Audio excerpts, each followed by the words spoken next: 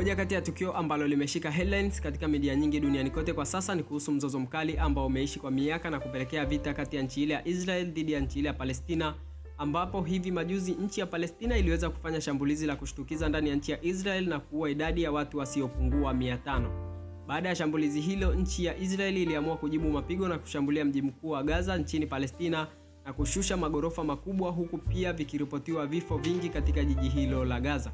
Nchi ya Israeli ambayo inaongozwa na Waziri Mkuu Benjamin Netanyahu imeapa kutokomeza kabisa mji wa Gaza katika njia moja ya kulipa kisasi juu ya shambulizi lililofanywa na Wapalestina, huku pia watu kadhaa wakichukuliwa kama mateka katika shambulizi hilo lililofanyika hivi majuzi. Nchi ya Marekani imeonekana kuunga mkono kinachofanywa na Israeli, huku nchi kama Jordan, Lebanon pamoja na Iran zikionekana kuiunga mkono nchi ile ya Palestina. Vita hii ni ya miaka mingi, lakini hivi sasa imeshika mwelekeo mpya ambao unatabiriwa kuwa hatari zaidi kutokana na matumizi ya silaha nzito katika pande zote mbili. Vita ya Israel na Palestina ni vita ambayo inasemekana kuwa havitoka vikaisha kutokana na baadhi ya imani ambazo watu wa nchi hizo mbili wamejiwekea, huku pia kukiwa na mfungamano wa misaada kutoka katika nchi za magharibi. Na moja kati ya sababu kuu ya vita hii inasemekana kuwa Waisraeli wanaamini katika mistari ambayo inapatikana katika kitabu kitakatifu cha Biblia ambayo inaelekeza kuwa waliahidiwa nchi ya ahadi na Mungu, na wanaamini nchi hiyo ni nchi ya Palestina. Na hapa ndipo inapokuja sababu kuu ya vita hii kati ya nchi ya Israeli dhidi ya nchi ya Palestina.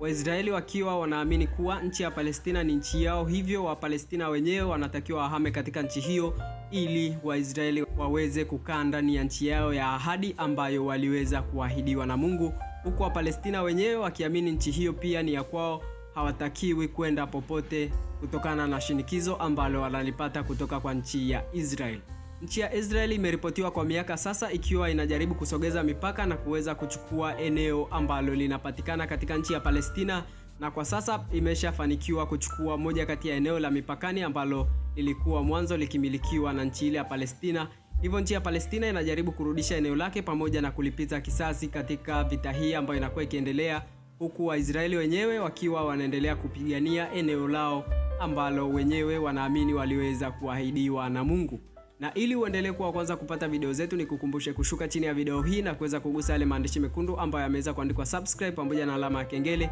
ili uweze kuwa moja kati ya wanafamilia ambao habari zote za kispoti na kiburudani zitakuwa zikikufikia popote pale ulipo.